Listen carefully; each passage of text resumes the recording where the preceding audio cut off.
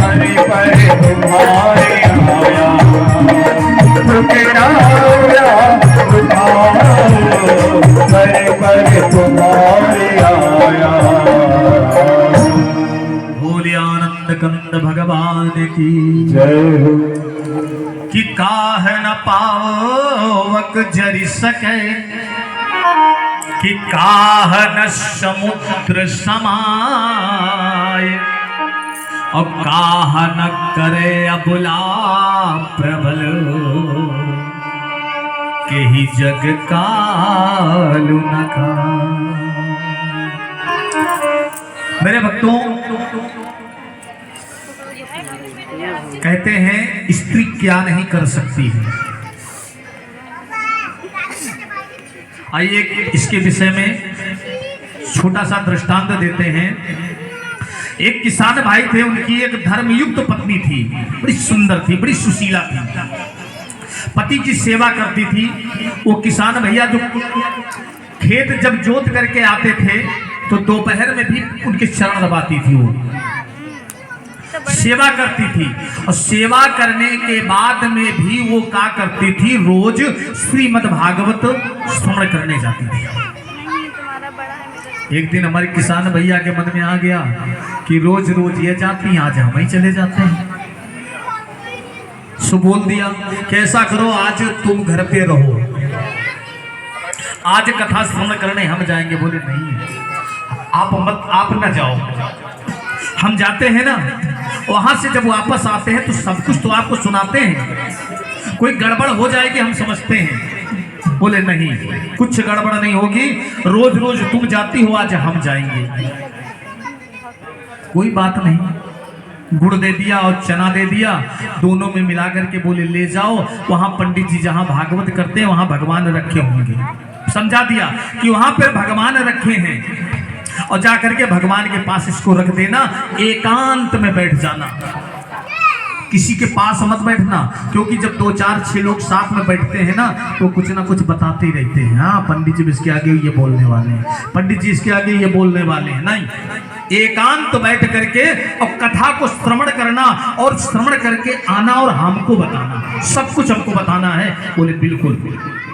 बोले पक्का ऐसे करोगे ना? बोले हाँ ऐसे करेंगे। अब श्रीमान जी एक कटोरी में चने की दाल भीगी हुई और गुड़, पहले के जमाने में यही चलता था ना, अब तो अनेका प्रकार के आ गए हैं सब, लेके चल दिए, गए भगवान को चढ़ा दिए। और एक नीम का पेड़ लगा था, उसी के जड़ पे गए, वो आराम से बैठे, और जैसे नीम में टेक लगाए वैसे नींद आ गई। हैं क्या गया? नींद। अब वो सो गए, मस्त बढ़िया सो रहे हैं। और इधर पंडित जी की कथा तो अनवरत चल रही थी। कथा जैसे विराम लेती है, पंडित जी ने जयकारा लगाया, बोले सच्चिदानंद भगवान की। अब उनकी आंख खुली, बोले आरती। आरती हो गई, प्रसाद लिया, घर को आए।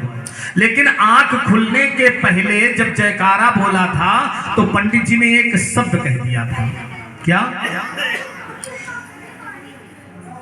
कि जगत में जितनी भी स्त्रियां हैं, सब स्त्रियों को त्रिया चरित्र आता है।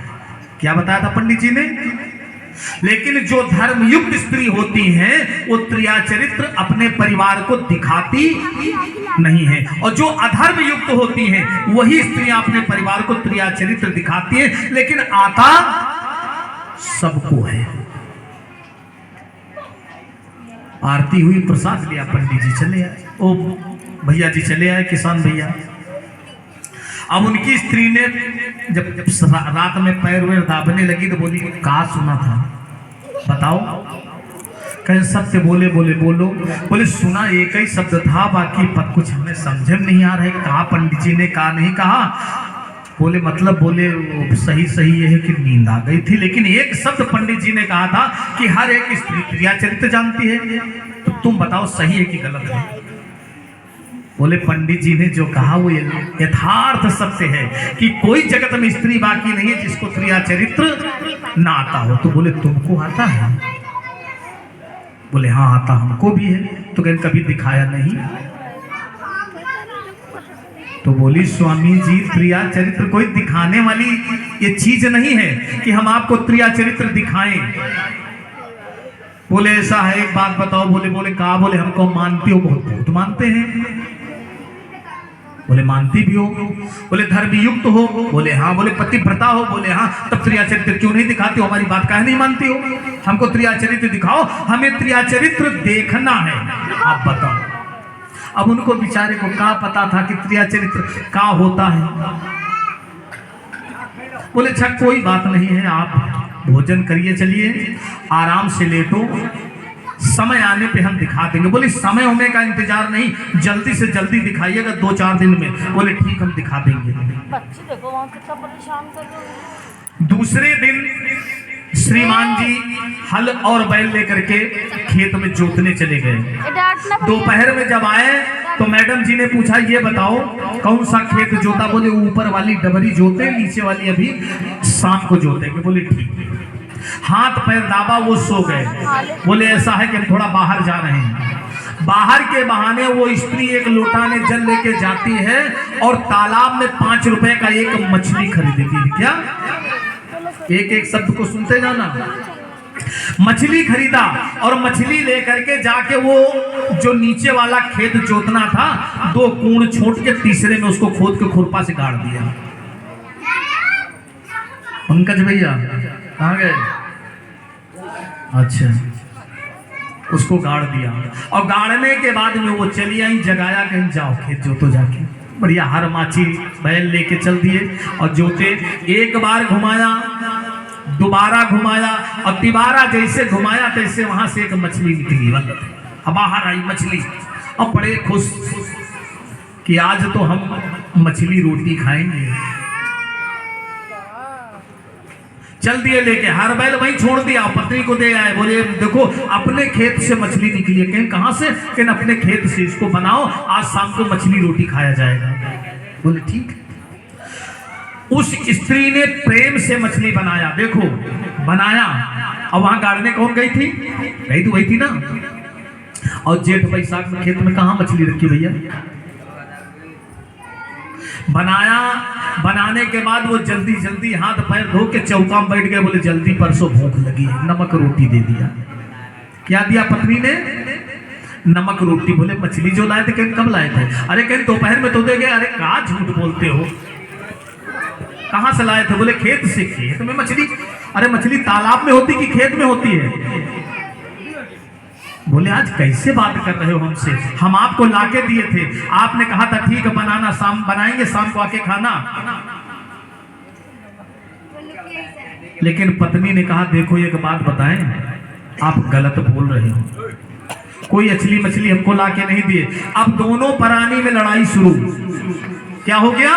लड़ाई शुरू। पड़ोसी पहुंच गए। काहे के लिए लड़ रहे हो? अरे कहीं भैया देखो ना, आज हमको ये पता नहीं इनके मन में क्या हो गया, भूत ने या प्रेत ने किसने पकड़ लिया, हमारे पीछे पड़े हैं कि मछली लाओ मछली लाओ। कहां से लाए? बोले बता रहे खेत से हम मछली लाए हैं। बताओ जेठ बैसाख के महीने में खेत में मछली कहां रखी है?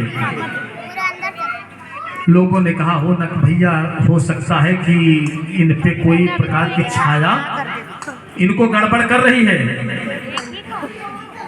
उन्होंने भी सोचा हो सकता हम कहीं भटक गए हों।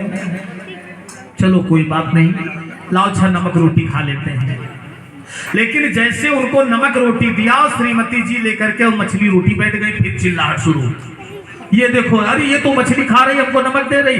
फिर शुरू, हाहाकार मच गया। कुछ लोग फिर आए, बोले भैया देखो वही पीछे पड़े। बोले क्या किया जाए? बोले भैया एक काम करो, उनको खंभे में बांध।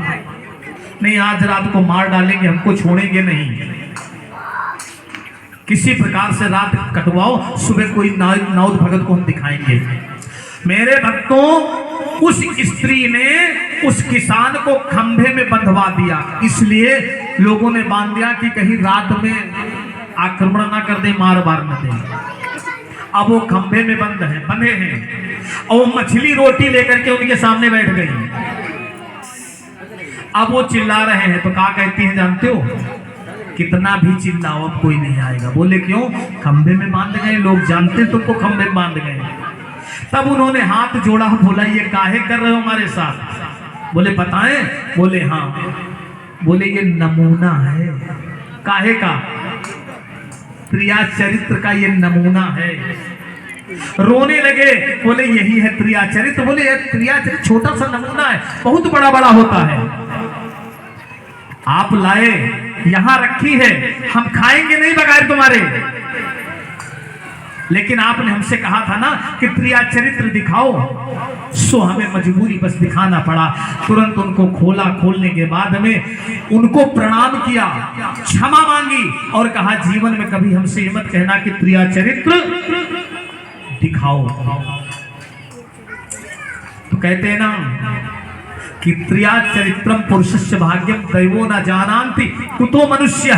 ये परमात्मा नहीं जान सकता है तो मनुष्य क्या जान सकता है?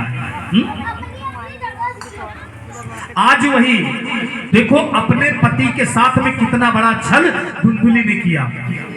फल को ले जाकर के गाय को खिला दिया, फल ले जाकर के गाय को खिला दिया और अपनी सहेली जो थी उसके जब पुत्र पैदा हुआ तो उसको पुत्र ले लिया और रात्रि में जोर से चिल्लाने लगी कि भगवान ने हमको पुत्र दिया, भगवान ने हमको पुत्र दिया। अब तो पंडित जी के खुशी का ठिकाना ही नहीं।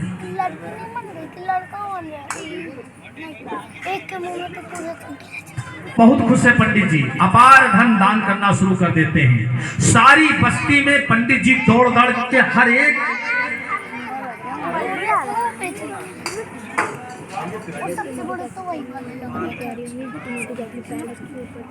मेरे भक्तों, सारी बस्ती में पंडित जी ने दौड़ दौड़ के हर एक घर में बताया परमात्मा ने हमको पुत्र दिया भैया, परमात्मा ने हमको पुत्र दिया। सबसे बोलने शुरू कर दिए। लेकिन समस्या एक दूसरी है। अब समस्या कौन है? स्तनों में दुग्ध नहीं है। अरे पुत्र तो दूसरे का, तो दुग्ध कहां से तुम्हारे होगा? लेकिन फिर भी धुंधुली ने कहा देखो ऐसा है,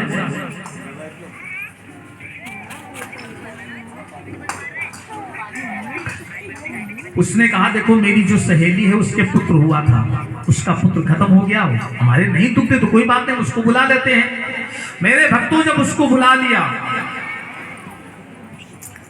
और आगे का कार्यक्रम होता रहा। अब आज पंडित जी ने मन में ये विचार बनाया कि पुरोहितों को बुला लेते हैं और अपने पुत्र का नामकरण करवा देते हैं।